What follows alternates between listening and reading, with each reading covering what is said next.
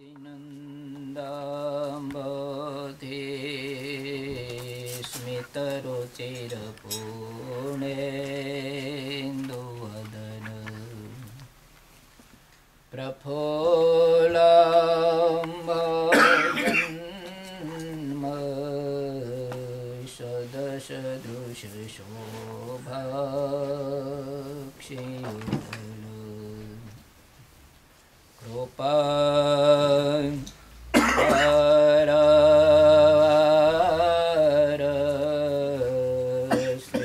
सकल सुखदो महा श्रेयो मोते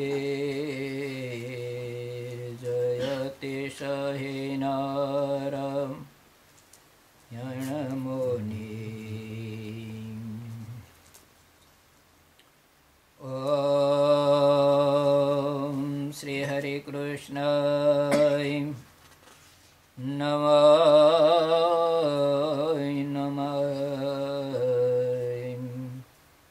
ओम श्री सहजानंद स्वामिने नमो नमः।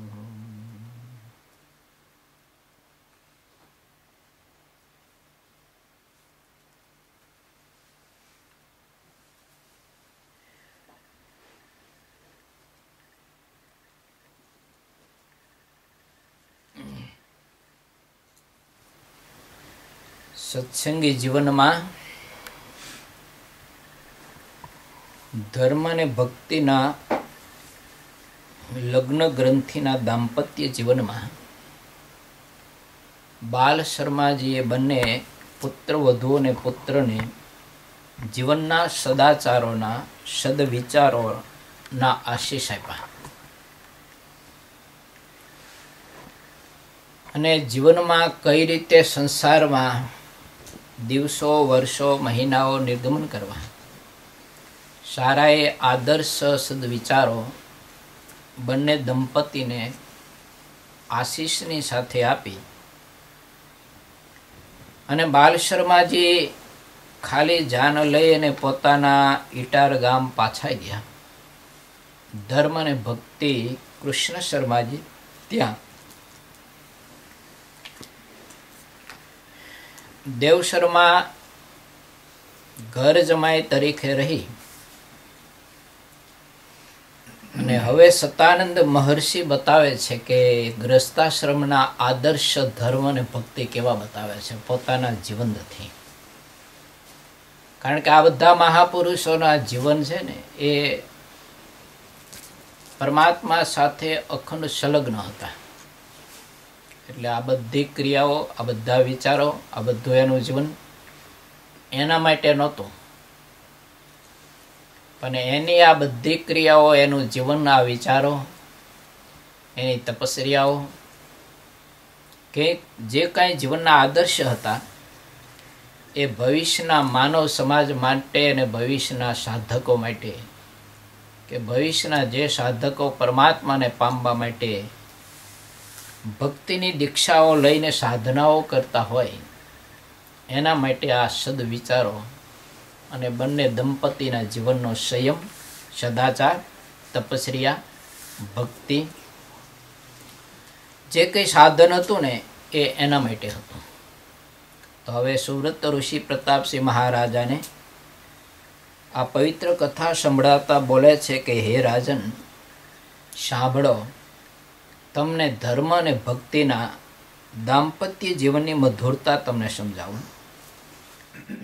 સુવ્રત મુનિ બોલ્યા કે હે રાજન, બાલ શર્મા પોતાને ગામ ગયા પછી બ્રાહ્મણોત્તમ વ્યવહાર તે દેવ શર્મા સાસુ સસરાને રાજી કરવા પૂર્વક પિતાએ કહેલા ગ્રસ્ત ધર્મનું યથાવિધિ પાલન કરતા હતા અને તે પ્રેમવતી તો નિષ્કપટ ભાવે પોતાના પતિને ઈશ્વરની પેઠે માનતા અને વિનય અને અનુવૃત્તિપૂર્વક તેમનું સેવન કરવા લાગ્યા. હે રાજન, તે દંપતી દર પખવાડિયે નિરાહાર રહીને અતિ આદરથી નિયમપૂર્વક એકાદશીનું વ્રત કરતા હતા. તમારા પ્રશ્નનો જવાબ આવ્યો.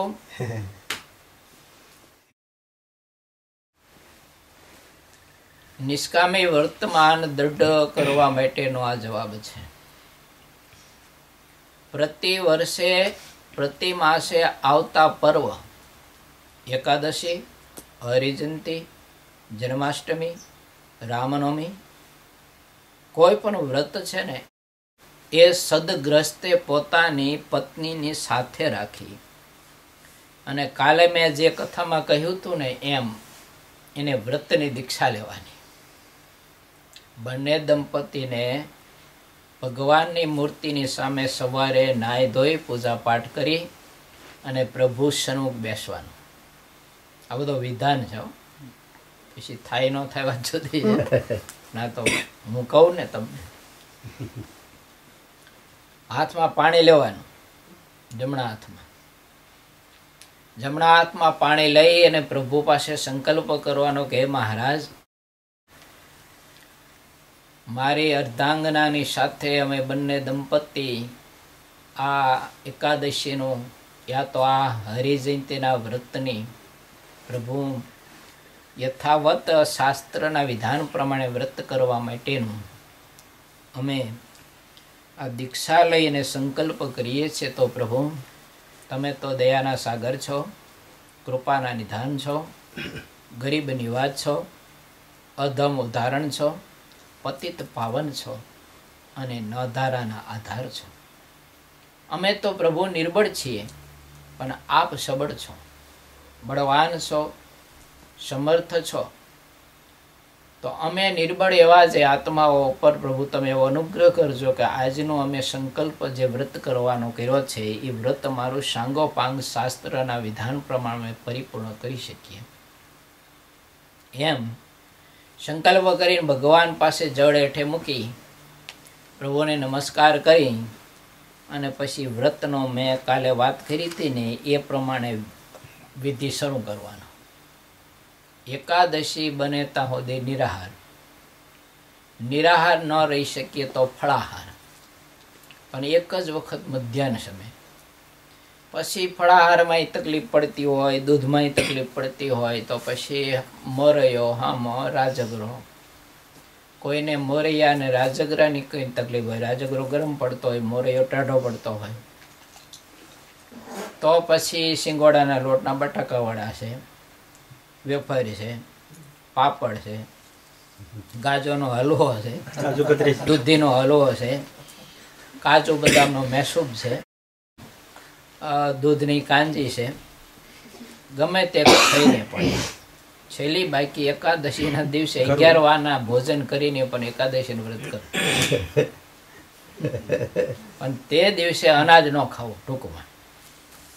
પણ આ બધું જે વિધાન છે ને એ વિકલ્પમાં છે.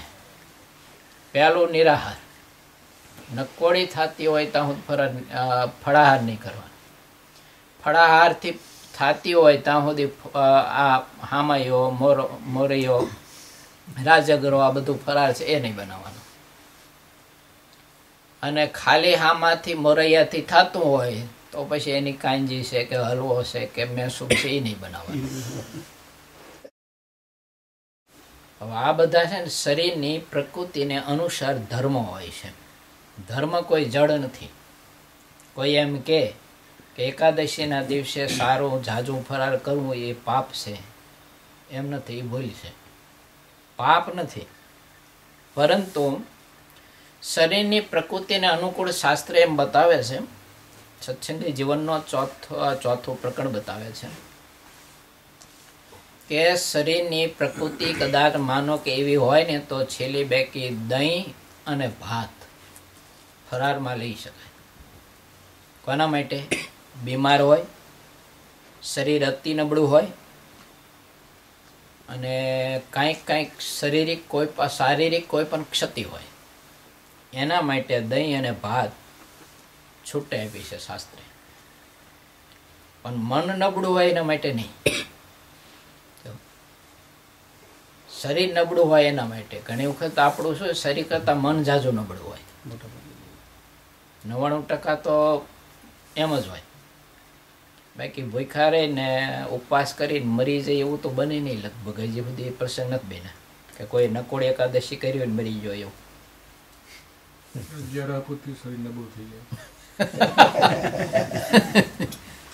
એટલે એ કરામત મનની છે એમ. દશમના દિવસે ફળફળાટ થવા માંડે ને એ આવી આ તો એ મનની નબળાઈ છે. તો ગ્રસ્તાશ્રમમાં એ જોડાણા પછી બંને સદગ્રસ્ત, બંને પતિ અને પત્ની આવી રીતે વર્ષમાં આવતા બધા વ્રત કરે. એ વ્રતમાં પરમાત્માની ભક્તિ સાથે વ્રત કરે. સ્વભાવને જીતે, ક્રોધ નહીં કરવાનો, બહુ બોલવાનું નહીં, લોભ નહીં રાખવાનો, રસાસ્વાદ નહીં, બીજા ત્રીજા રજોગુણી શાસ્ત્રનું વાંચન નહીં કરવાનું, રજોગુણી ચલચિત્રો જોવાના નહીં, રજોગુણી વાત સાંભળવાની નહીં, ગ્રામ્ય વાર્તા નહીં કરવાની. ગ્રામ્ય વાર્તામાં ભગવાનના સંબંધ સિવાયની બધી આવે. તો એકાદશીના દિવસે છે ને કોઈ આવ્યા હોય ને હગાવાલા, તો એની સાથે ધંધા બાંધવાની બીજી કંઈ વાત ન કરે. કેમ છો, કેમ નથી, તમારે કેમ હાલે છે, ધંધો કેમ હાલે છે, કેટલી આવક છે, તમારા દીકરા દીકરીઓને સંબંધ થયા ન થયા, તોડવાના હતા તે તૂટ્યા કે ન તૂટ્યા, વગેરે વગેરે કોઈ પણ. આ બધી ગ્રામ્ય વાર્તામાં ખપે. બીજું કે આમ્રાદિક વૃક્ષનું વર્ણન કરવું એ પણ ગ્રામ્ય વાર્તા છે. પશુઓનું વર્ણન કરવું એ પણ ગ્રામ્ય વાર્તા લખી છે. તો એકાદશીના વ્રતના દિવસે કોઈ પણ વ્રત હોય તે દિવસે એને એ પણ વાત ન કરવી. કેવળ ને કેવળ ભગવત પરાયણ દિવસ નિર્ગમન કરવાનો, જાગરણ પણ ભગવત પરાયણ જાગરણ કરવાનું. શ્રદ્ધા પ્રમાણે કનિષ્ઠ 9 વાગ્યા સુધીનું, મધ્યમ 12 વાગ્યા સુધીનું, ઉત્તમ 4:15 વાગ્યા સુધીનું. તો આવી રીતે જાગરણની સાથે વ્રત કરે તો એ દંપતીના જીવનમાં મેં જે દાખલો આપ્યો હતો ને કે ગ્રસ્તાશ્રમમાં સારા ધર્મ યુક્ત, સારા આદર્શ કુટુંબમાં સુશીલ સ્વભાવની, ધર્મમાં નિષ્ઠાવાળી, પરમાત્મામાં નિષ્ઠાવાળી, સંતમાં નિષ્ઠાવાળી, શાસ્ત્રમાં નિષ્ઠાવાળી એવી કોઈ સુકન્યા હોય એની સાથે એને લગ્ન ગ્રંથિથી જોડાઈ. અને એટલા માટે જોડાવાનું છે કે મારે મારા દેશને, મારે મારા દેશ બાંધવોને, મારે મારા ભગવાન સ્વામિનારાયણે આ ધરતી ઉપર માનવ સમાજના માટે જે કંઈ મોક્ષ માટેના સદવિચારોનું પ્રવર્તન કર્યું છે તો એનું પોષણ કરી શકે એવા સંતાનો મારે સત્સંગને આપવા છે. આવા સદવિચારોથી ગ્રસ્તાશ્રમના આદર્શો છે ને એ પોતે સ્વીકારે. શૌરત ઋષિ એમ કહે છે કે હે રાજન, ધર્મ અને ભક્તિ આવી રીતે સરસ મજાનું પવિત્ર માનવ સમાજને કાંઈક અનુકરણીય દાંપત્ય જીવન એ તમામ વર્ષમાં આવતા વ્રતોની સાથે કરે છે. કે હે રાજન, તે દંપતી દર પખવાડિયે નિરાહાર રહીને અતિ આદરથી નિયમપૂર્વક એકાદશીનું વ્રત કરતા હતા. કે હે રાજન, શ્રુતિ અને સ્મૃતિમાં પ્રતિપાદિત એવા ધર્મનું પાલન કરતા તેઓ બંનેના હૃદયની શુદ્ધિ દિવસે દિવસે અધિકાધિક વધવા લાગી. તે દેવશરમાં મહાકષ્ટ સમયમાં પણ કોઈ સ્થાનમાં પોતાનો સદાચાર ધર્મ છોડતા નહીં અને ધાર્મિક પુરુષોનો જ સમાગમ કરતા હોવા પણ અધર્મીઓનો સમાગમ તો ક્યારેય ન કરતા હતા. સર્વજનો તે દેવશર્માની ધર્મ પ્રત્યેની નિષ્ઠા જોઈને તેમને ધર્મ નામે જ બોલાવતા હતા. આથી જ તે દેવશર્મા ધર્મ નામથી પ્રસિદ્ધ થયા હતા. તે ધર્મના પુત્રોએ સહિત શ્રદ્ધા વગેરે 12 પત્નીઓ પ્રાકૃતજનોથી જોઈ ન શકાય એવા દિવ્ય અંગો વાળી તે ધર્માવતાર દેવ શર્માનું નિરંતર સેવન કરતી હતી. તે ધર્મદેવ પ્રતિદિન નિયમક પૂર્વક ત્રિકાળ સ્નાન, ત્રિકાળ સંધ્યા વંદનમ, ગાયત્રી મંત્ર જપને સાયં પ્રાપ્ત હોમ કર્મ, દેવ વેદ પાઠાદિ સ્વાધ્યાય કર્મ અને નિત્ય પિતૃતર્પણ, વિષ્ણુ પૂજન, વૈશ્વાદેવ કર્મ અને અતિથિ સત્કારા 9 કર્મો કરતા હવા. લો કરો છો તમારા ગ્રસ્તને એટલા છે ને કર્મ કરવા પડે. 9 કર્મ કીધા. એ 9 માંથી અમુક તમારા માટે વર્જ્ય હોય, બ્રાહ્મણ માટે છે, પણ અમુક કર્મ તો કરવા જોઈએ. એક શાસ્ત્રનું સ્વાધ્યાય કરવું પડે. તમારે ગ્રહ સભા થવી જોઈએ ઘેરે રોજ 15-20 મિનિટ, અડધી કલાક જેટલો સમય હોય ને એટલો સમય ઘરના નાના મોટા દીકરા દીકરીઓ બધાય ઘરના કુટુંબના સભ્યોને બેસાડી અને તમારી પત્નીની સાથે એ શાસ્ત્રનું છે ને ઘરમાં વાંચન થવું જોઈએ. એના જે શબ્દ છે ને, એના ધ્વનિ, એ ઘરનું જે પ્રદૂષણ છે ને એને દૂર કરે છે. અને ગ્રસ્તાશ્રમીના ઘરમાં પ્રદૂષણોના પરમાણુ એ તો આવવાના. સાંજ પડે તમારે ઘેર કેટલાય સગા વાલા, આડોશી પાડોશી, વેવા વેલે કેટલાય આવતા હોય. હવે બધાયના પરમાણુ, બધાયના વિચારો, બધાયના પગલાં સારા ન હોય તો આજનું વિજ્ઞાન પણ સ્વીકારે છે કોઈ પણ વ્યક્તિ એક જગ્યાએ 1 મિનિટ ઊભી રહી હોય તો એ 1 મિનિટ ઊભી રહી હોય ને ત્યાંથી જાય ને પછી 3 કલાક સુધી એના પરમાણુ ત્યાં અસર કરે છે. કેમેરા પણ એની આકૃતિઓ પકડે છે. આજે વ્યક્તિ એક જગ્યાએ બેસીને વહી ગઈ હોય ને ફક્ત 1 જ મિનિટ, અને એ જ વ્યક્તિ જે જગ્યાએ બેઠી હોય ને એ જગ્યાએથી કેમેરા એની આકૃતિઓ પકડે છે, આબેહૂબ પકડે છે. એટલે પરમાણુ છે ને એ ગુમ્યા જ કરે છે. એટલે એના મલિન પરમાણુ આ સ્વાધ્યાય જો થાય તો આખા દિવસના ઘણા બધા એવા હોય એના મલિન પરમાણુ છે ને બધા નષ્ટ થાય છે. ભગવાન સ્વામિનારાયણે સંતોને ભિક્ષાવૃત્તિ અને પધરામણીના 2 આદર્શો માનવ સમાજને શું કામ બતાવ્યા હતા? કોઈ કામ માટે બતાવ્યા હતા? મંદિરોમાં આવક નહોતી, મંદિરોની કમાણી માટે, મંદિરોની આજીવિકા માટે આ આદર્શો બતાવ્યા છે. એટલા માટે નથી બતાવ્યા, ગ્રસ્તોના રક્ષણ માટે બતાવ્યા છે. કે ગ્રસ્તના ઘરના આંગણામાં જો સંત ભિક્ષાવૃત્તિ આવે યા તો પધરામણી આવે તો એના ઘરમાં જે ઘૂસી ગયેલા બધા જે પરમાણુ દૂષિત છે એ સંતના પ્રભુત્વે, એના દૈવત્ય કરી અને ઓલા બધા નષ્ટ થાય છે. એટલે ઘરનું વાતાવરણ છે ને એ સાત્વિક, સદાચારી અને પવિત્ર રહે છે. આની પાછળ છે ને આ વિજ્ઞાન છે ભગવાન સ્વામિનારાયણ. મેં કીધું હતું ને આપણા મંદિરમાં તો મારી વાત કથા વાર્તા મેં કીધું હતું. મેં ધર્મ છે ને એ વિજ્ઞાન છે.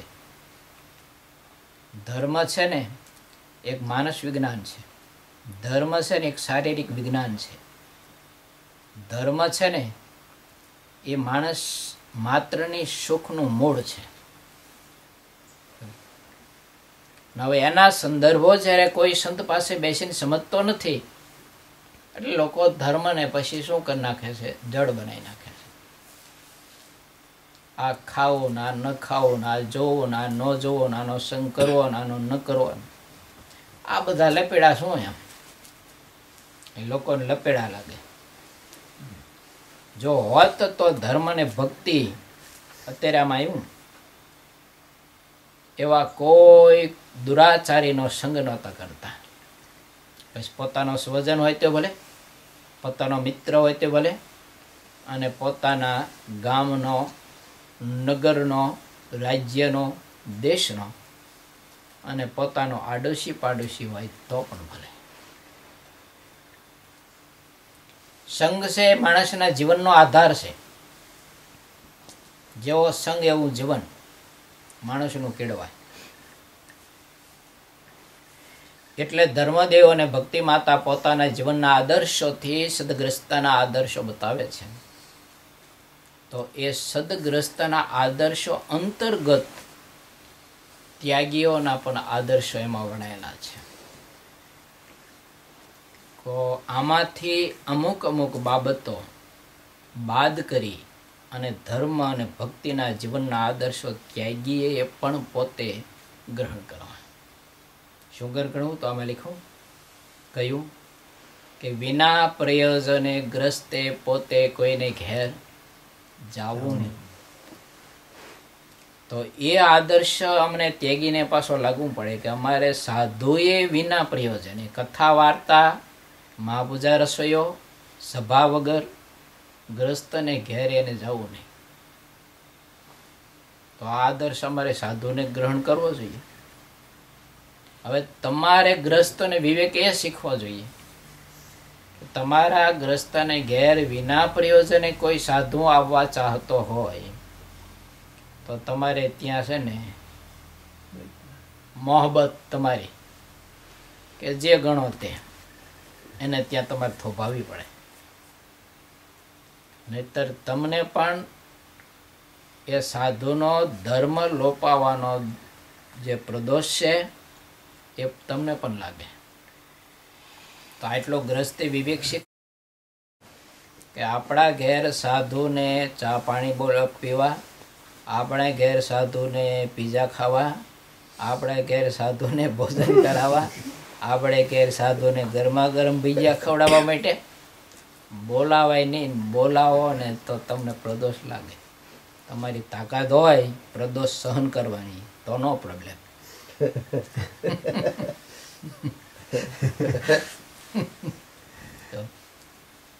હજી આપણે આપણો વજન ઉપાડવાના ટાંગા ઠેડમીડ થઈ જતા હોય, બીજાને પોટલા ના ઉપાડવા નહીં. આપણે પોટલા આપણા નથી વજન ઉપાડીએ બીજાને ક્યાં આપણે ઉપાડી શકવાના. સત્સંગી જીવન બહુ આદર્શ ગ્રંથ છે. આની કથા કોણ સાંભળે બાપો? ભગવાન સ્વામિનારાયણ આ મહાપુરુષોએ જે આપણને આપ્યું છે અદ્ભુત આપ્યું છે અને એને સમજવાનો પ્રયાસ તો કરવો જોઈએ. માં રસોઈ બનાવે પણ ખાવી તો જોઈએ. માં રસોઈ બનાવી દે પણ જમીને તો ભૂખ ભાંગે અને અગ્નિ પેટનો છે ને સંતોષાય અને હૈયામાં ટાઢું થાય. એમ આ મહાપુરુષોએ બધાએ મહેનત કરી છે. કેવી મહેનત કરી ખબર? આ ગ્રંથ લખાણા ત્યારે જો નહોતો એમની પાસે કાગળ, નહોતી એમની પાસે રિફિલ, કલમ પદ્ધતિ હતી. સુરેશભાઈ બબ્બે શબ્દ સહીમાં બોરવા પડે. કલમ બબે અક્ષરે કલમ બોરવી પડે. આ ગ્રંથો કેટલા મોટા વિશાળ લખ્યા છે. આધારાન સ્વામીએ ગ્રંથ લખ્યો છે કેવળ નહીં કેવળ મહારાજના ચરિત્રનો. 2 ફૂટ લાંબો 2 ફૂટ પહોળો 20 ફૂટ ઊંચો. સુરેશભાઈ આવો મોટો ગ્રંથ લખ્યો. હવે એ કલમે હો બબે અક્ષરે બોલી બોલી લખવાનું, બબે અક્ષરે બોલી બોલી લખવાનું. ક્યારે લખવું હોય છે? આપણે તો રિફિલ હોય, પાટી હોય, પેન હોય, પેડ હોય, સરસ મજાનો સોફો હોય, ખુરશી હોય, આપણે જેવો લાંબો થાય ટૂંકો થાય. સોફો આપણે નહીં. એસી ચાલુ હોય, ઠંડી હોય તો ગરમ, ગરમી હોય તો ટાઢું, તો એ નથી થતું. અને આ મહાપુરુષે તો ભૂખ્યા ને તરીસા ધમ ધકતો વૈશાખ મહિનાનો તાપ તપતો હોય અને એ તપેલી ધરતી તાંબા જેવી ખદખદતી હોય અને નાનું એવું ઝાડું તલક છાંયો હોય, અહીંયા સાધુ બેસીને આ ગ્રંથો લખ્યા છે. અને એનું મૂલ્ય શું આપણને? એના થઈને બેઠા તો આપણને એનું મૂલ્ય નથી. બીજાને શું હોય? હવે એનો હું ધોખો કરું?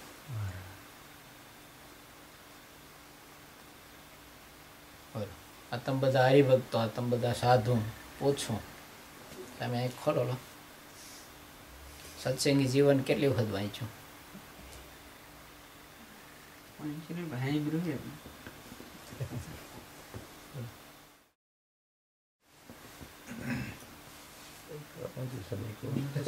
જીવનનું જીવન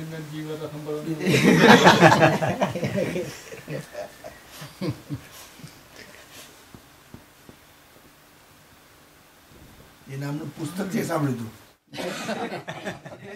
તોય ઉધાર થઈ જાવ, પણ જરૂરી છે.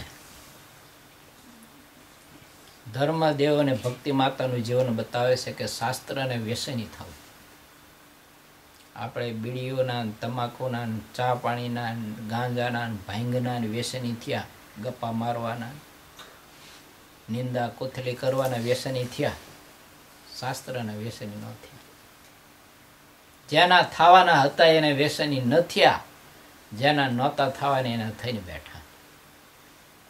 પરિસ્થિતિ શું સર્જાય?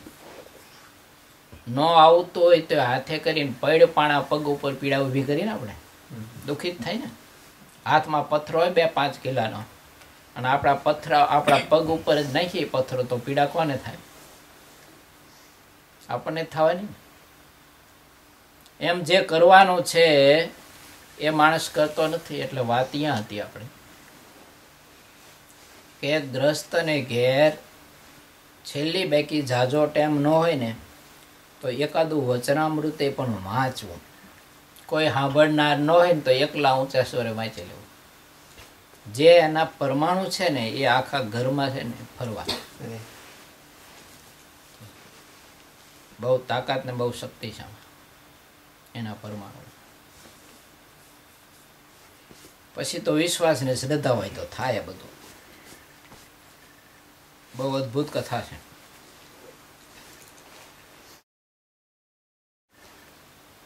હવે આ બધા જે કર્મ કીધા ને, 9 વૈશ્વ દેવાદિક કર્મ, એમાં જો એમ આવે છે કે 2 રોટલા બનાવવાના પ્રથમ શરૂઆતમાં. રસોઈ બનાવે ને ત્યારે એમાં 1 રોટલો અતિથિ માટે, 1 રોટલો ઘરના આંગણે ગાય, કોઈ પણ પશુ આવે, કૂતરું આવે, કોઈ પણ આવે એના માટે. અને અતિથિ માટે જે બનાવો રોટલો, એમાંથી 5 બટકા ભાંગી શાક બીજું કંઈ જે હોય ને એ અગ્નિમાં હોમ કરવો પડે, આહુતિ આપવી પડે અગ્નિને. એટલે આની જાણે ભગવાને આપણને બહુ સાનુકૂળતા કરી દીધી. ઈ ગયા એટલે ગેસમાં કઈ નાખવાનું આવે, જે આવે બધું આમાં નાખવાનું આવે. અગ્નિ ભલે અંદર અગ્નિ છે જ ને, જઠરાગ્નિ. એટલે ભગવાને પ્રાર્થના કરી કે હે પ્રભુ, તું અંદર જઠરાગ્નિ રૂપે રહ્યો છું, એટલે આ વૈશ્વકર્મ જે હોમ છે કરું. એમ કરીને પછી તરી 50 કોળિયા જે કઈ શ્રદ્ધા પ્રમાણે નાખી દેવા અંદર. નાના કોળિયા લેવા આવડે. પછી અતિથિ એને કહેવાય કે વિના આમંત્રણે પોતાના ઘરના આંગણે કોઈ આવ્યો હોય ભિક્ષાર્થી, એને અતિથિ કહેવાય. તમારા મામા આવે, વેવાઈ આવે, માસી આવે, એ અતિથિ ન કહેવાય. ભિક્ષાર્થે કોઈ આવ્યો હોય કોઈ આશાથી, એને અતિથિ કહેવાય. તો એને સંતોષ. રોજ ગાયને 1 કે 2 કોળિયા એને જમાડવા. હવે આ બધોય ન થઈ શકે ને તો બધાયનો સમાવેશ એકમાં જ થઈ જાય. એટલે ભગવાન સ્વામિનારાયણે પ્રણાલિકા કરી સંતોને જોરી માગવા જવાની, કે ભગવાનના સંતની જોરીમાં 1 ચપટી આટો આપો ને એટલે એમાં ગાયનું, અતિથિનું, વૈશ્વદેવ કર્મ, અગ્નિહોમ, તમારા પંચભૂત યજ્ઞો બધું એમાં આવી જાય. કોઈ સંતને 1 કોળિયો અનાજ જમાડો ને એટલે તમારું બધું એમાં આવી જાય. એટલે સહેજે સહેજે ગ્રસ્તોને આ પંચયજ્ઞો થાય એના માટે ભગવાન સ્વામિનારાયણે જોરી પદ્ધતિ પછી અપનાવી હતી. હેતુ પાછળ આ બધો પધરામણીનો મેં કહ્યું એ હેતુ કે એના બધા જે દૂષિત પરમાણુઓ છે એ બધા ઘરમાંથી નષ્ટ થાય એટલે આપણું ઘરનું વાતાવરણ છે ને એ પવિત્ર અને સાત્વિક અને ભક્તિસભર રહે. એટલે અમુક અમુક કર્મ એવા છે કે આપણે જો ધારીએ ને કરવા હોય તો કરી શકીએ એમ છીએ. ભલે સમય દેશકાળ બધું ફરતું હોય વિપરીત હોય પણ કરવું હોય તો થઈ શકે. ન થાય એવું કોઈ નથી. અધ્યયન કરવું એક વચનામૃત વાંચવું હોય તો ઘરના કોઈ પણ સભ્યને સાંજ પડે એક વચનામૃત વાંચેલો સમય તો મળે જ ને, ન મળે તો ઘરના સભ્યોને કાંઈક થોડુંક કહી રાખવું જોઈએ. સત્સંગી હોય એટલે તો માને છે જ કે કદાચ મારે ફુરસદ ન હોય વહેલો મોડો આવું તો એક વચનામૃત તમે ઠાકોરજી પાસે અથવા તો કોઈ પણ કમરામાં વાસરીમાં ગમે ત્યાં બેસીને એક વચનામૃત ઊંચે સ્વરે વાંચજો. એટલું કરી શકીએ આપણે. શ્રેષ્ઠમાં શ્રેષ્ઠ ઉત્તમમાં ઉત્તમ પોતાના ઘરના બધા નાના મોટા સભ્યો અડધી કલાક ભેગા થઈને સત્સંગ કરે ને એ ઉત્તમમાં ઉત્તમ. હવે એમાં શું થાય ખબર કે એમાં ફાયદા મોટા એ છે. ધર્મ અને ભક્તિ દેવી આ કરતા કાયમ પોતાના ઘરના બહારમાં ચોતરો હતો. ચોતરો એટલે ઓટો એક સરસ મજાનો. એ વૃક્ષ સરસ મજાનું ફણસનું હતું. એ ફણસના ઝાડના થડને ફરતા ઓટો ચણીને બનાવ્યો હતો. ધર્મ અને ભક્તિ સુવાસીની દેવી લગ્ન કર્યા પછી રામ પ્રતાપજીના આખોય પરિવાર બેસી અને શાસ્ત્રની કથા સાંજે સંધ્યા નિયમ કર્યા પછી રોજ કરતા કાયમ. આ બધા આદર્શ જીવન વિના તો કંઈ આ ગુણ કંઈ મહા ઋષિ મુનિઓ કંઈ થોડાક લખે. આપણે કથા કેમ નથી લખતા? ધર્મદેવ ને ભક્તિ માતાની કથા લખી આપણે કોઈ લખે? કારણ કે આપણે કથા લખે એવું કંઈ કઈ જીવન જ નથી જીવા. શું લખે? ભૂસે એવું જીવન જીવા હોય. કથા ભૂસે એવી જીવન જીવા હોય. પણ કેટલું આદર્શ આ દંપતીનું જીવન છે.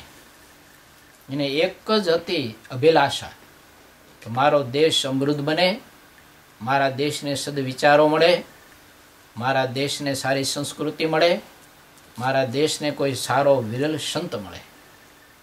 એના માટે હે પ્રભુ અમારું આ દાંપત્ય જીવન છે. નથી કેવળ વિષય સુખ ભોગવવા માટે, નથી કૂતરા ગધાડા માટે જિંદગી જીવવા માટે, એના જેવી જિંદગી જીવવા માટે. કેવળ વિષયમય જિંદગી જીવવી એ તો કૂતરા ગધાડા પશુ જેવી છે. માણસ એટલે આદર્શ એક દેવત્વ છે. મનુષ્ય શરીર માનત્વ એ કોઈ એવી ચીજ નથી કે જેનું કોઈ મૂલ્ય ન હોય અથવા નમૂલું મૂલ્ય હોય, એવું નથી. મૂલ્યવાન છે આ જીવન. પણ ઘણીવાર શું છે કે આપણા મૂલ્યો આપણે નથી સમજી શકતા. પરિણામે આપણા જ મૂલ્યોને આપણે છે ને બહુ નીચે લઈ જઈએ છીએ.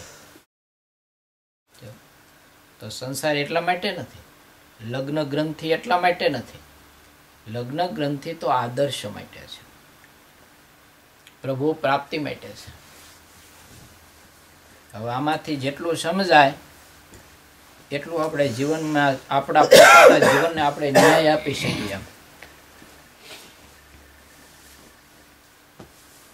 પછી સ્વધર્મ જ્ઞાન વૈરાગ્ય અને ભક્તિની દ્રઢતા માટે દરરોજ વેદ ન્યાય આદિ શાસ્ત્ર પુરાણમ અને ઇતિહાસનો અભ્યાસ કરતા હોવા. આવ્યું ને, નિત્ય કરતા. હે રાજન, તે ભક્તિ ધર્મ દંપતિ જે તે પોતાના ધર્મનું પાલન કરતા હતા અને પ્રેમપૂર્વક ભગવાનનું ભજન સેવન કરતા અને વિષ્ણુ ભગવાનના વ્રતો કરતા હતા. અત્યારે તો ગ્રસ્તો રાહ જોઈને બેઠા છે. 3 દિવસનો ભૂખો માણા હોય ને રસોઈ થતી ને કેમ રાહ જોઈને સોફા ઉપર બેઠો હોય. રસોઈની તળાવ માડ કરતો હોય ને, જલ્દી કરો, હું મરી ગયા છો, કેટલી વાર ભૂખે મરી જઈ છે, એમ પ્રતીક્ષા કરતો હોય ને, એમ સવારમાં પ્રતીક્ષા 6-7 વાગે કરતો હોય પેપર આવવાની. પછી ઘરનું વાતાવરણ પછી થાય કે નહીં એવું કહો. ઠીક છે, ગ્રસ્ત આશ્રમમાં જોડાણા હોય, ધંધો કરતા હોય તો ભાવ તાલ બીજું ને ત્રીજું જાણવા માટે એટલો વિભાગ બરાબર છે. બાકીનો વિભાગ તો એને છોડી દેવો પડે ને. એમ ન કરે, ઓલો વિભાગ પછી પહેલો ઓલો વિભાગ જોવે. ન વાંચવાનું ન જોવાનું પહેલાં જ ધ્યાન કરી લે અને વાંચી લે, અને પછી ઓલું ભાવ તાલનું પછી છેલ્લે જાણે. તો શાસ્ત્ર એમ કહે છે કે આવા સદગ્રંથનો, સતશાસ્ત્રનો જરૂર ન હોય ને, હું ત્યાં હરિભક્તોને બહુ કહું, જરૂર ન હોય ને તો પેપરો બેપરો ટીવી બીવી બધું એક બાજુ મૂકો ને મરશો. ગ્રસ્ત થયા એટલે કે માટીને થઈ ગયા એમ નહીં સમજવાનું. કરેલું કર્મ જ બધાને ભોગવવું જ પડે ને, ત્યારે છૂટકો જ નથી ને. શાસ્ત્ર ના પાડે છે. તમારો પ્રશ્ન બહુ લાંબો છે, ઉત્તર મહિના સુધી હાલે. હકીકત બહુ છે ને, પણ આ દુનિયા છોડવાની તો છે જ ને. આપણે બધાને જ્યારે છોડશું ત્યારે કોઈ નથી જ આપણું, એકલા જ જવાનું છે. હારે તો કંઈ આવતું નથી. ગમે તેવો હોય તો લઈ હોય તો આવે.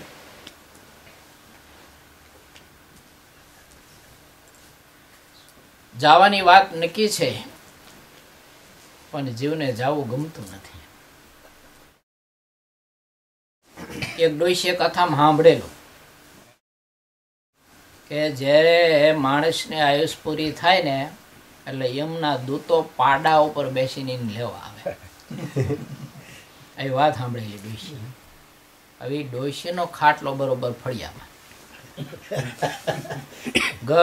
ઘસાટ હુતેલી, જીસીબી જેમ ગાજે એમ નાકોડા ઢળે, ઘસઘસાટ હુતેલી, ઘરનો પાડો રાતે છૂટી ગયો. એટલે ઘરનો પાડો છૂટી ગયો એટલે પાડાને ને બધાને ઢોરાને ટેવ હોય, ખાટલો બાટલો હોય અહીંયા માથું એમ ઘસે, ખંજોર આવતી હોય ને. બરોબર એના છોકરો બીમાર, છોકરાનો છોકરો બીમાર, નાની ઉંમર 15-17 વર્ષની, એનો ઘરમાં ખાટલો, અને ડોશીના ખાટલે ઓલો પાડો માથું ઘસવા લાગ. ડોશી ગોદડું ટાઈટ કરીને ઓઢી છે કિને એમ કે જમાવ્યા,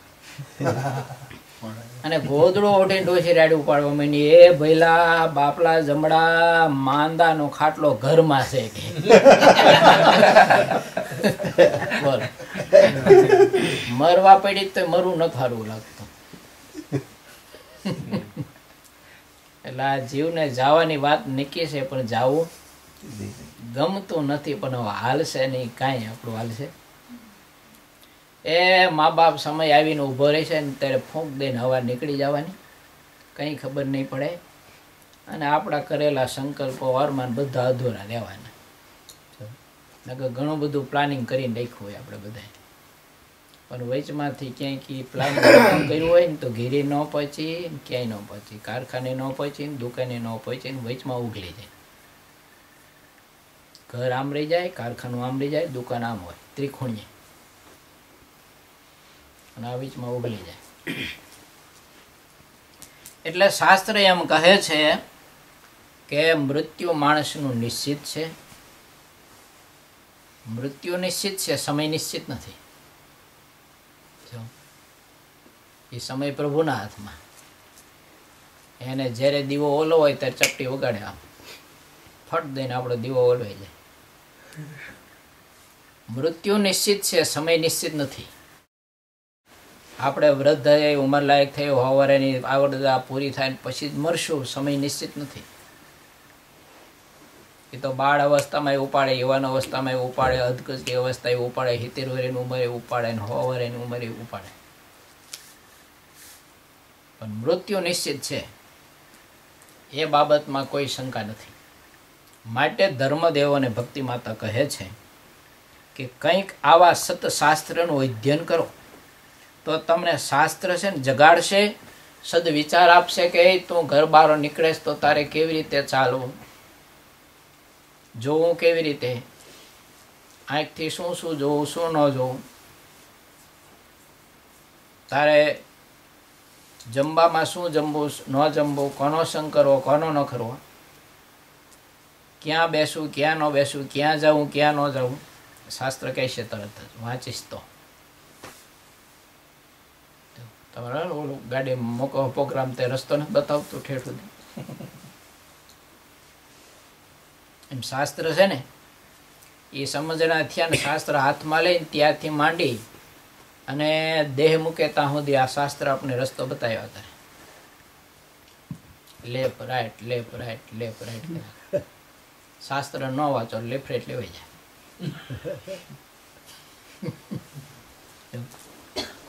તો હેરાન થઈ જાવ.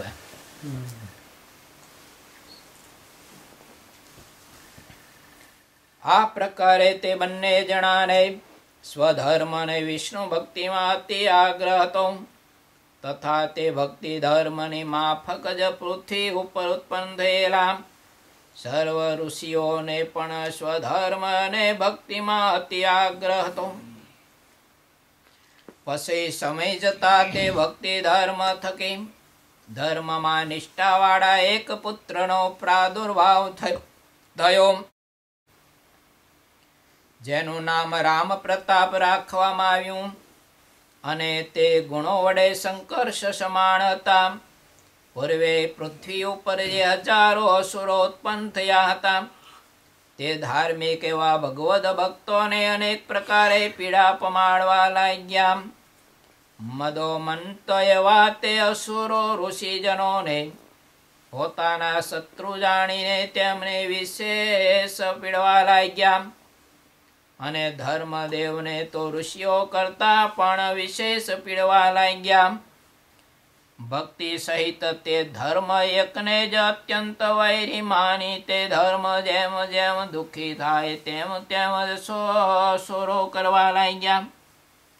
તે અસુરો ધર્મદેવના સમગ્ર ગુણોમાં દોષારોપણ કરતા હતા, ધર્મની નિંદા કરતા હતા અને વારંવાર અપવાદો આપતા હતા અને તિરસ્કાર કરતા આવવા. દર્જનોએ પીડા પામેલા માટે પોતાના ઘરમાં રહેવા માટે અતિ ઉદાસીન થયેલા. સુરત ઋષિ કહે છે કે હે રાજન, એવા તે ધર્મ સ્ત્રી પુત્ર આદિ સહિત અયોધ્યાપુરીમાં આવીને નિવાસ કરતા હોવા. હે રાજન, હંમેશા સરયુ નદીમાં સ્નાન કરી નિત્ય નૈમિત્તિક ક્રિયાઓ કરતા. તે ધર્મદેવ ત્યાં પણ અસુરોથી વારંવાર કષ્ટ પામતા હતા. હે રાજન, દુષ્ટ અસુરજનો સુશીલ સર્વદોષોથી રહિત તથા પતિવ્રતા એવા પ્રેમવતીને પણ વારંવાર દુઃખી કરતા હતા. જેમ પૂર્વે બંધોએ સહિત ધર્મરાજા તે પ્રકારે મહાદુઃખને પામ્યા હતા તે પ્રમાણે દેવશર્મા મહાદુઃખને પામ્યા. દ્રૌપદીની માફક ભક્તિ દેવી પણ મહાદુઃખને પામ્યા.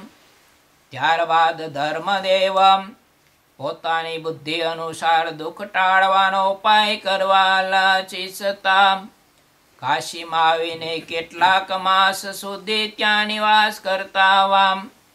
હે ભૂપતિ, તે કાશીપુરીમાં પણ ધર્મદેવ પ્રત્યે કાશીમાં રહેલા અતિ દ્વેષી અસુરો તથા બીજાઓએ પણ મહા ઉપદ્રવ કર્યો હતો અને ઉપદ્રવથી ખૂબ જ ત્રાસ પામેલા.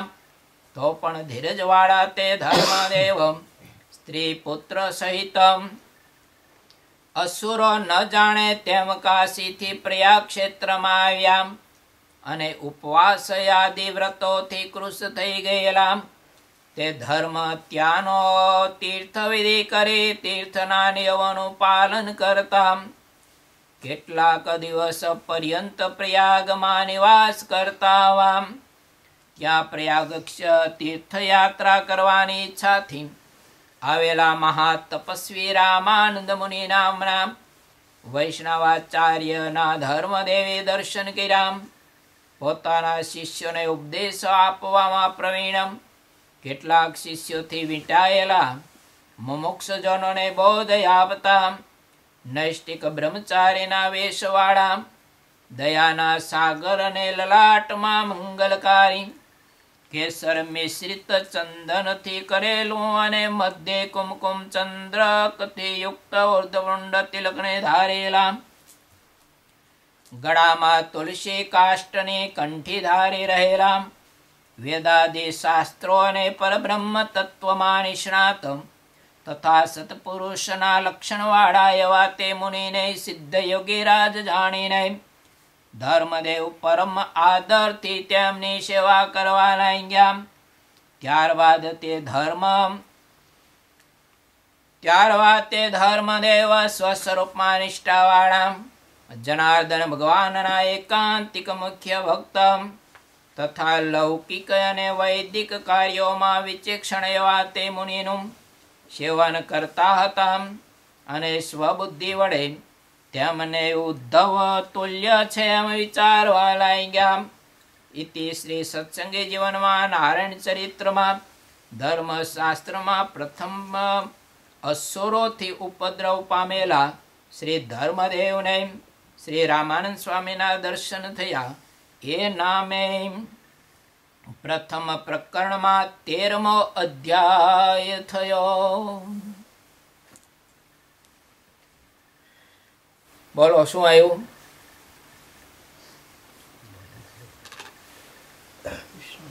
વાત તમને સમજાવું. આપણને મળ્યું છે ને એ ભગવાન સ્વામિનારાયણે કેટલી સુગમતાથી આપ્યું છે, પણ એનું મૂલ્ય આપણને કેટલું. ધર્મદેવે કેટલું તપ તપ્યા, કેટલા કષ્ટો સહન કર્યા, કેટલા અસુરોના ઉપદ્રવો સહન કર્યા, કેટલું ભૂખનું દુઃખ સહન કર્યું. આટલી તપસ્યાના અંતે પાછા તીર્થોમાં ફેર્યા. અયોધ્યા ગયા. અયોધ્યા એના એ જ પરિસ્થિતિ પાછી. ત્યાંથી વળી પાછા કાશી ગયા તો કાશીમાં એના એ પરિસ્થિતિ. ત્યાંથી ઉચાળા ભરી અને બંને દંપતી પાછા પ્રયાગ આવ્યા. વિચાર કરો, આ કડકડતી ઠંડીઓમાં ભૂખા અને તરીસા તમારે બે માણાને 2-4 લુગડા ને એક તપેલી તૂટલી ફૂટલી આવો ઉચાળો માથે ભરી અને તૂટલા ફૂટલા કપડાઓ પહેરી અને તીર્થે તીર્થે ફરવું પડે. શું પરિસ્થિતિ છે કલ્પના કરો. 200 વર્ષ પહેલાની ગાથા છે. નહોતા રસ્તા, નહોતી સુવિધાઓ અને કેવા મહા મોટા ઘોર હિંસક પ્રાણીઓથી ભરેલા જંગલો અને અડવાણા પગે બંને દંપતીને ચાલવાનું નહીં, પગમાં પગરખા નહીં, શરીરને ઢાંકવા માટે કોઈ સારું કપડું. એ કડકડતી ઠંડીમાં ખુલ્લા આકાશમાં બંને દંપતી સૂતા હોય, હાથનું વશીકું કરીને આકાશનું ઓઢણું ને ધરતીનું પાથરણું કરીને કેટલી તપસ્યા તે પાસે. ત્યારે પ્રયાગ ક્ષેત્રમાં સંત મળ્યા રામાનંદ સ્વામી. કેટલી તપસ્યાને અંતે સંત મળ્યા. બોલો સમજાય છે? લાઈટ થાય છે? ભગવાને આપણા ઉપર કૃપા કરીને કેવી સુગમતાથી આપણે ભગવાનના સંતનો યોગ આપ્યો છે. મૂલ્ય ન સમજાય તો ગાયના હવમાં રહેવા છતાંય ઈતીડીને દૂધનો હવાદ ન આવે. મા બાપ લોહી ચૂસે તો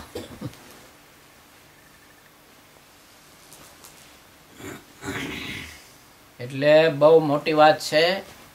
શ્રીજી મહારાજે આપણા ઉપર કૃપા કરી આવા પવિત્ર સંતોનો યોગ આપ્યો છે. મારે જેવો તો ઠીક, પણ આ બધા સંતો મહાપવિત્ર તપસ્વી ત્યાગી, કોઈ પ્રકારની અપેક્ષા નહીં, નિર્મળ હૃદય, સામે ચાલીને વગર સાધને મળે. આ પ્રભુની કૃપા સિવાય બીજું શું હોઈ શકે? જો મૂલ્ય સમજાય તો માણસનું જીવન છે ને ધૈન ધૈન થઈ જાય. સ્વીકારી લીધા અને હૃદયમાં પરોવી લીધા ધર્મ અને ભક્તિ રામાનંદ સ્વામીને કે બસ હવે પરબ્રહ્મ પરમાત્માની પ્રાપ્તિમાં આ સંત અમારું જીવન, આ સંત અમારો શ્વાસ અને આ સંત એ અમારું હૃદય અને આ સંત છે એ જ અમારી આંખ.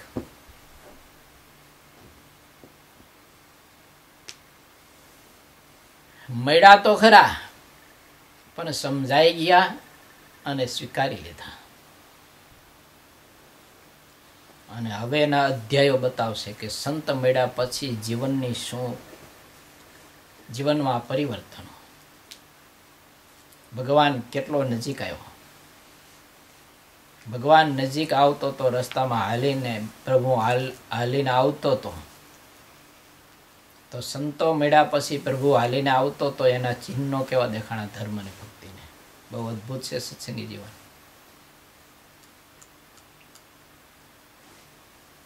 એટલે મનુષ્ય જીવન જો સાર્થક કરવું હોય તો વાત એવી છે.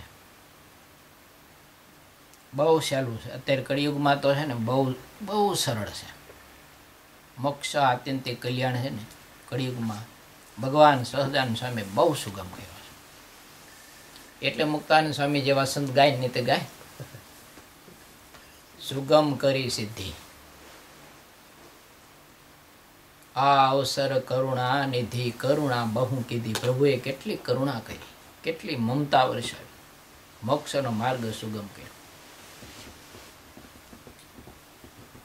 એવો સરળ કર્યો એ વર્ષો સુધી બદ્રિકાશ્રમના હિમાલયના બર્ફીલા પહાડોની બીચમાં ઊંધા મસ્તકે તપ કરીને શરીરને ઓગાળી નાખતા ને તોય આત્યંતિક કલ્યાણનો રસ્તો બતાવે ને એવા કોઈ મહાપુરુષ નહોતા મળતા.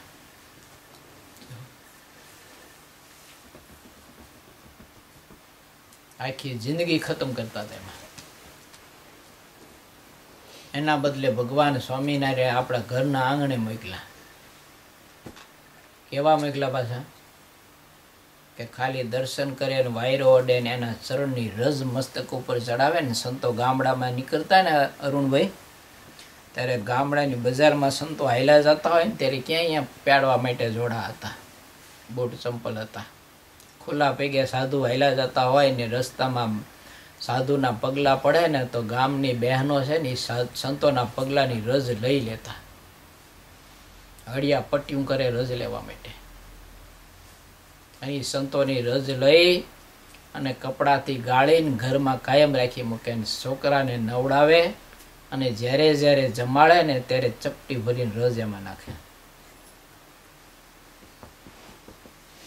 આ ભારત દેશની ગરિમા.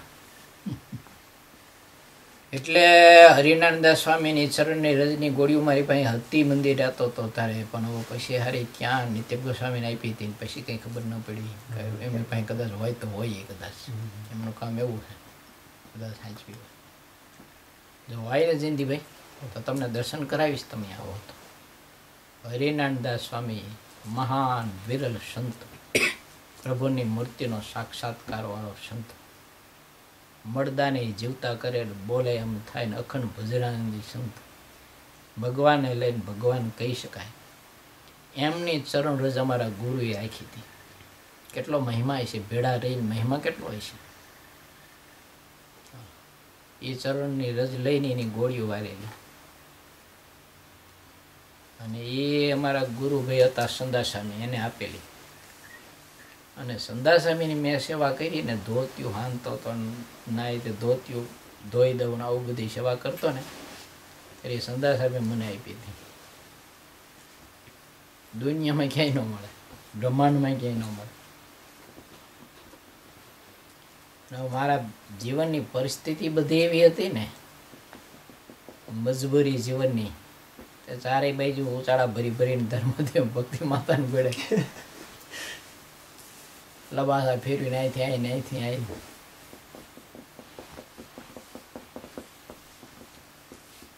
વાત એવી છે. એટલે ભગવાન સ્વામિનારાયણ છે ને મહેર બહુ કરી છે આપણા ઉપર, કૃપા ખૂબ કરી છે. હવે તો વાત છે એટલી જ મહિમા સમજવાની. મહિમા સમજી અને સાધુને બાજી પડવાની, બીજી વાત નથી કાંઈ. જો સમાજ ગમે તેમ સમજતો હોય, આપણા માણસને આપણા દિલ ગમે તેમ સમજતા હોય, પણ ખરેખર ભગવાનનો ખરેખર જે સંત હોય ને એ કદી ધન સંપત્તિ કે પદાર્થનો કે માનનો લાલચી ન હોય. અને જો ધન સંપત્તિ પદાર્થ અને માનની લાલચ હોય તો એ સ્વામિનારાયણ એવો સાધુ ન થઈ શકે. એ કેવળ અને કેવળ આપણા દિલને પ્રભુની ભક્તિથી રંગી અને પ્રભુના ધામ સુધી પહોંચાડવાની કામના લઈને જ આપણા માટે બેઠો હોય. એના દિલમાં બીજું કશું ન હોય, આટલી જ કામના હોય કે આ જીવ આ આત્મા જો મારી વાત માની જાય અને હું કહું એમ જો કરે ને તો આને મારા પ્રભુના ધામમાં અહીંથી ઘા કરીને નાખી દો. આટલી જ એના હૃદયમાં કામના હોય. પછી સમાજ તો હોની દ્રષ્ટિએ એની પછી દેખાય. કમળો થઈ ગયો હોય તો એને સાદો પીળો દેખાય, કપડા ભગવા હોય તો પીળા દેખાય. એમ જુદા જુદા દર્દી તો હોય જ ને. એમ એટલે ભગવાન શ્રી હરિની બહુ મહામહેર છે, બહુ કૃપા છે, અઢળક કૃપા છે. ખરેખર દયા એવી છે પ્રભુની. હું તો આ બધા સાધુ ભેગો રહું છું ને એટલે કહું છું. બેઠા છે ને કહું છું એવું નથી.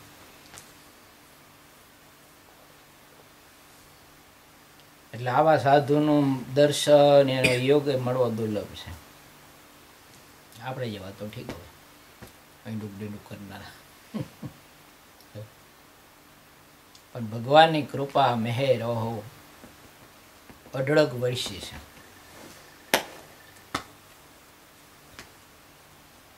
એવો વૈશો પ્રભુ, એવો વૈશો કોઈ પ્રકારની પ્રભુ છે ને મણા ન રાખી એટલો વૈશો. વૈશો તો ખરો પણ પાછું નકરું અમૃત વરસાયું.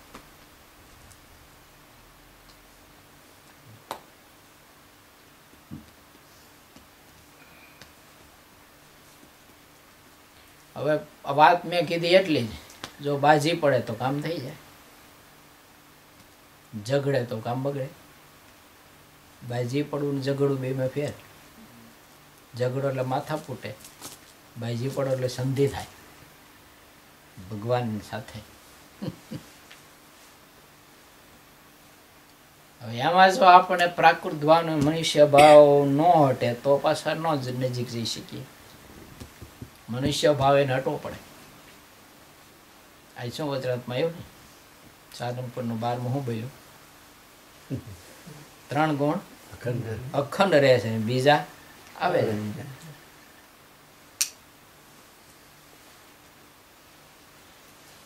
એટલે ભગવાનના સંતની મસ્તી સમજવી, મા બાપ એને સમજવો યથાર્થ એના સંદર્ભમાં,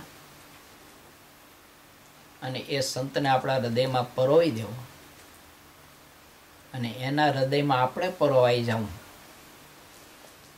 તો એ પુષ્પ રહ્યું ને ભલે બગીચામાં જ હોય અને એ પુષ્પ ભલે કાંટાની બીચમાં જ હોય પણ ઠેઠ પ્રભુના કંઠ સુધી પહોંચી શકે. પણ એને વિંધાવવું પડે હોય દોરાથી એક વખત. પુષ્પ એમ કે હું વિંધાવું નહીં, પુષ્પ એમ કે હું મારો બગીચો ન છોડું તો એ પ્રભુ સુધી ન પહોંચી શકે. અને વિંધાવવું પડે તો પ્રભુના કંઠ સુધી શું, પ્રભુના મસ્તક સુધી પહોંચી શકે, પ્રભુના કર્ણ પ્રદેશ સુધી પહોંચી શકે. આવે છે ને વર્ણન નથી આવતું ગુજરાતમાં. પીળા પુષ્પના હારના તોડા લટકતા હતા, મોગરાના ગુલાબના પુષ્પના હાર ધારણ કર્યા હતા કંઠમાં, બોરસડીના બાજુ બંધ પ્રભુએ ધારણ કર્યા હતા. આવે છે ને પણ પુષ્પો પહોંચ્યા ક્યાં? ઠેઠ પ્રભુના મસ્તક સુધી પહોંચ્યા. પણ ક્યારે પહોંચ્યા? કે હોય ને દોરાથી વિંધાણા. એમ મારે ને તમારે કોઈ સદગુરુના વચનથી વિંધાવવું જોઈએ. હા, એ કોઈ સદગુરુના વચને બધું છોડવું પડે.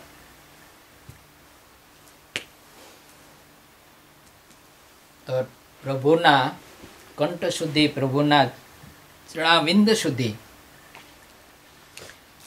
આપણે ભલે અલ્પ જીવ રહ્યા પણ મોટા પુરુષો મૂકી દે.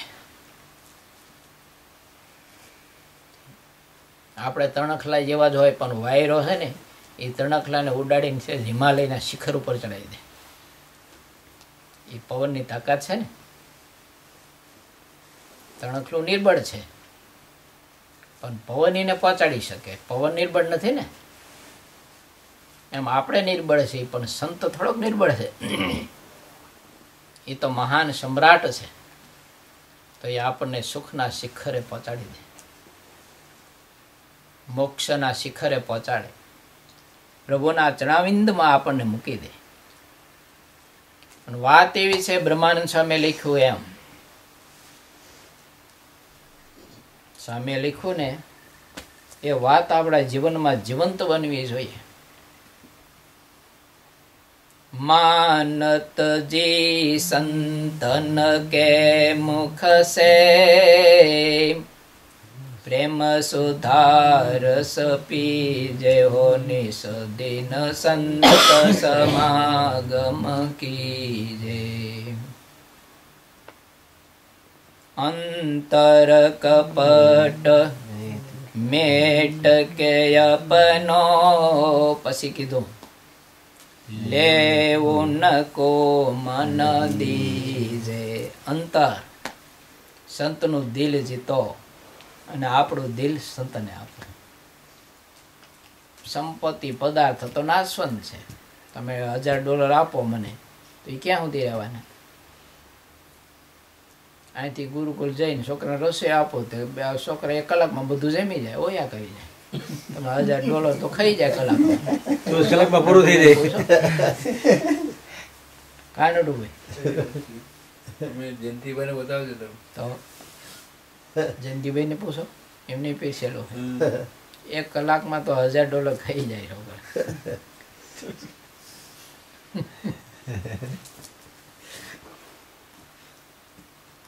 પણ સંતનું દિલ જીતવું અને સંતના દિલમાં રહેવું ને એ સંપત્તિ અચળ છે. એને કોઈ પછી છે ને એને ચોર ન લૂંટે, લખ્યું સામી, ખર્ચું ન ખૂટે. બોલો, અખોટ ધન કહેવાય એને.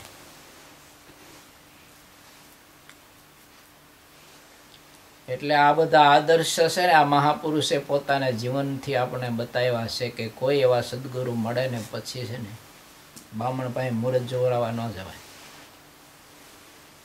એ બધું મુહૂર્ત જોઈ દો કે આ સાધુ આવ્યા છે, કેમ એનો સમાગમ કરવો કે ન કરવો, કથા સાંભળી કે ન સાંભળી, જરાક મુહૂર્ત જોઈ દે.